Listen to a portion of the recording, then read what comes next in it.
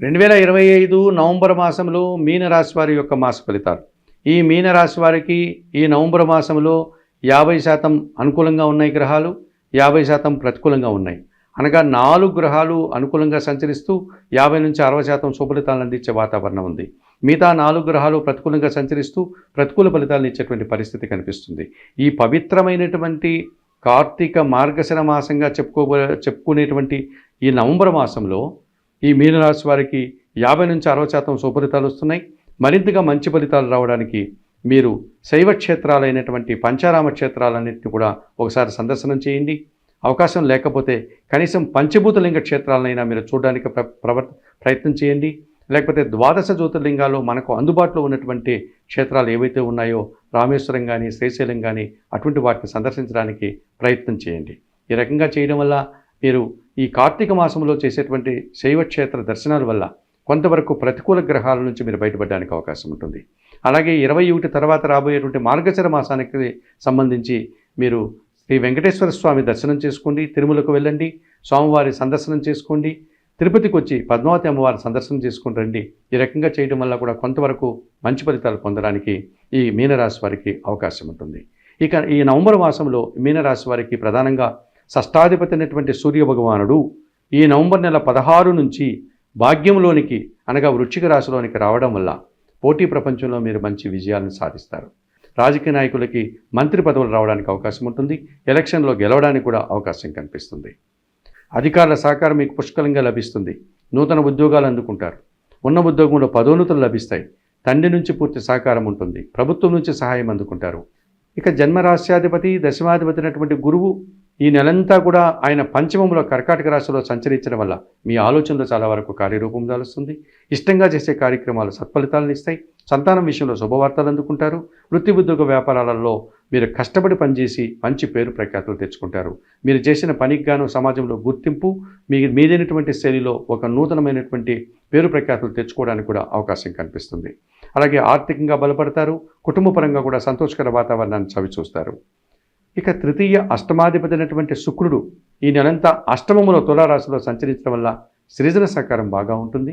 మీకంటే చిన్నవారి సహకారం బాగుంటుంది. జన సహకారం బాగుంటుంది. అనుకోకుండా నూతన అవకాశాలు చేజిక్కించుకుంటారు. అలాగే వృత్తి ఉద్యోగ వ్యాపారాల్లో మంచి ఫలితాలని, మంచి విజయాల్ని, అవకాశాలని మీరు అందిపుచ్చుకునేటువంటి పరిస్థితి కనిపిస్తుంది. స్త్రీలతో కలిసి కొన్ని కార్యక్రమాలు నిర్వహిస్తారు. విందు వినోదాల్లో పాల్గొంటారు. వివాహాది శుభ కార్యక్రమాలకు వెళ్తారు. ప్రయాణాలలో సైతం సంతోషకరంగా ముందుకు సాగే పరిస్థితి, కుటుంబ సౌఖ్యాన్ని కూడా మీరు అందుకోగలుగుతారు. ఇక షష్టమ భావంలో సింహరాశిలో ఎప్పటి నుంచో కేతువు సంచరిస్తున్నాడు. ఈ కేతువు 6వ భావంలో సింహరాశిలో సంచరించడం వల్ల మీనరాశి వారికి అది షష్టమ భావం కావడం వల్ల రుణ రోగ శత్రు విముక్తిని మీరు పొందగలుగుతారు. నిరాడంబరంగానే గట్టి పోటీని ఎదుర్కొని విజయం సాధిస్తారు. ఆర్థికపరమైనటువంటి విషయాల్లో బలం పుంజుకుంటారు. కొన్ని రుణాలు తీర్చుకుంటారు. అలాగే అనారోగ్య సమస్యల నుంచి బయటపడతారు. ఆరోగ్యవంతులు అవుతారు. అలాగే శత్రువులు సైతం మీకు మిత్రులుగా మారి మీకు అనుకూలంగా మారడానికి అవకాశం ఉంటుంది. ఈ రకంగా జన సంబంధాలు పెరుగుతాయి. మీరు సంతోషంగా కాలం గడుపుతారు. మరి 2025 నవంబర్ మాసంలో ఈ మీనరాశి వారికి సూర్య భగవానుడు, గురువు, శుక్రుడు, కేతువు ఈ ప్రధాన గ్రహాలంతా కూడా అనుకూలంగా సంచరించడం వల్ల అధికంగా లాభాలని, అధికమైనటువంటి అనుకూలతను, సంతోషకర వాతావరణాన్ని మీరు అందుకునే పరిస్థితి కనిపిస్తుంది. అయితే ఈ 2025 నవంబర్ మాసంలో మీనరాశి వారికి కుజుడు, బుధుడు, శని, రాహువు 4 గ్రహాలు ప్రతికూలంగా సంచరిస్తున్నాయి. ఈ 4 గ్రహాల విషయాన్ని కనుక మనం పరిశీలిస్తే ముందుగా ద్వితీయ భాగ్యాధిపతి అయినటువంటి కుజుడు భాగ్యంలో అనగా వృశ్చిక రాశిలో సంచరించడం వల్ల మీ మాటల వల్ల అపార్థాలు, తండ్రితో మనస్పర్ధలు, భూ సమస్యలు, వాహన సమస్యలు, ఖర్చులు, అభిప్రాయ భేదాలు అధికమయ్యే సూచన కనిపిస్తుంది. వ్యవసాయ రంగంలో నష్టాలు, రియల్ ఎస్టేట్ రంగంలో ప్రతికూలతలు కనిపిస్తోంది. అలాగే చతుర్థ సప్తమాధిపతి అయినటువంటి బుధుడు ఈ నెలంతా భాగ్యంలో వృశ్చిక రాశిలో సంచరించడం వల్ల ఒక్క విషయంలో కుటుంబంలో అశాంతికి అవకాశం ఉంది. ఒక్క విషయంలో అసౌకర్యాన్ని మీరు ఎదుర్కోవాల్సి ఉంటుంది. జీవిత భాగస్వామితో కానీ, వ్యాపార భాగస్వాములతో కానీ, లేక జనాలతో కానీ మనస్పర్ధలకు అవకాశం ఉంది. ఆర్థికంగా మీరు ఒక విషయంలో ఇబ్బందిని ఎదుర్కొంటారు. ఒక అశుభ వార్తను కూడా మీరు బంధువుల నుంచో స్నేహితుల నుంచో వినాల్సిన పరిస్థితి మీకు కనిపిస్తుంది. ఈ రకంగా భాగ్యములో బుధ సంచారం మీకు పూర్తిగా ప్రతికూల ఫలితాలను ఇచ్చి ఇబ్బంది పెట్టేటువంటి సూచన కనిపిస్తుంది. ఇక లాభ వ్యయాధిపతి అయినటువంటి శని ఈ నెలంతా కూడా జన్మరాశిలో మీనరాశిలో సంచరించడం వల్ల సోమరితనం వల్ల మీరు చాలా పనులు వాయిదా వేసుకుంటారు. రావాల్సినటువంటి ఆదాయం చేతికి అందకుండా వాయిదా పడుతుంది. వ్యవసాయ రంగంలో నష్టాలను ఎదుర్కొంటారు. పనివారి సహకార లోపం వల్ల ఇబ్బందులు కొని తెచ్చుకుంటారు. పనిభారం అధికమవుతుంది, శ్రమ అధికమవుతుంది, ఇంట్లో అశాంతి, అనారోగ్య సమస్యలు, ఆర్థిక సమస్యలు అధికమయ్యేటువంటి సూచన కనిపిస్తుంది. ఇక వ్యయములో కుంభరాశిలో రాహువు సంచరించడం వల్ల దుబారా ఖర్చులు, దుబారా ఆలోచనలు, విదేశీ వ్యవహారాలు ప్రతికూలంగా ఉంటున్నాయి. నూతన వ్యక్తుల విషయంలో జాగ్రత్తలు తీసుకోవాలి. నూతన వ్యాపారాలు నష్టపడేటువంటి పరిస్థితి ఉంది. నూతన ఉద్యోగాలు వాయిదా పడేటువంటి సూచన కనిపిస్తుంది. మోసపూరితమైనటువంటి వ్యక్తుల వల్ల మీరు ఇబ్బందులు కొని తెచ్చుకునే వారు అవుతారు. ఆర్థికంగా కానీ లేకపోతే మంచి కాలాన్ని కానీ వృధా చేసుకునే వారు అవుతారు. విదేశీ వ్యవహారాలు కూడా మీరు వాయిదా వేసుకోవడం మంచిదిగా చెప్పడానికి, సలహా ఇవ్వడానికి అవకాశం కనిపిస్తుంది. మరి 2025 ఈ నవంబర్ మాసంలో ఈ మీనరాశి వారికి కుజుడు, బుధుడు, శని, రాహువు ప్రతికూలంగా సంచరిస్తోంది కనుక ఈ ప్రతికూల గ్రహాలకి తప్పనిసరిగా మీరు పరిహారాలు నిర్వర్తించుకోవాల్సినటువంటి ఆవశ్యకత కనిపిస్తుంది. ఇందులో భాగంగా వ్యయములో ఉన్నటువంటి రాహువును దోషం నుంచి బయటపడడానికి చాముండేశ్వరి అమ్మవారిని దర్శించండి, లేకపోతే కనకదుర్గ అమ్మవారిని దర్శించండి. అమ్మవారికి కుంకుమ పూజాది కార్యక్రమాలు నిర్వర్తించండి. ఎర్రటి పూలమాలను సమర్పించండి. ఎర్రటి పండ్లను నైవేద్య సమర్పణ చేయండి. నిరంతరం శ్రీ సూక్తం కానీ, శ్రీదేవి ఖడ్గమాల స్తోత్రం కానీ చదువుకోవడం వల్ల మీరు ఈ రాహు దోషం నుంచి బయటపడడానికి అవకాశం ఉంటుంది.